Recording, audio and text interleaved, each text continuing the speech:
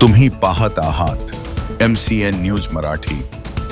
बुलढाणा जिल्ह्याच्या विविध भागात वाघ, बिबटे यांसारख्या हिंस्र प्राण्यांचा वावर वाढल्याने नागरिकांमध्ये प्रचंड भीतीचे वातावरण निर्माण झाले आहे।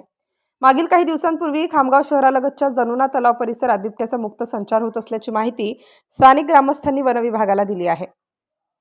तर संग्रामपूर तालुक्यातील एकलारा बनोदा परिसरात बिबट्याने शेतकऱ्यांच्या शेळ्यांचा फडशा पडल्याची बातमी ताजी असतानाच नांदुरा तालुक्यातील अलामपूर गावालगत बिबट्याने एका गायीवर हल्ला केल्याची घटना 2 जानेवारीच्या सकाळी 10 वाजता उघडकीस आल्याने परिसरातील नागरिकांमध्ये प्रचंड दहशत निर्माण झाली आहे।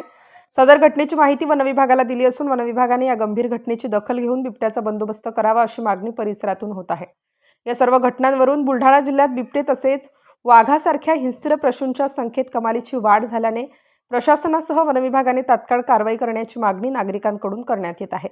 MCN न्यूज मराठी करिता देवचंद्र मोरे, अलमपूर।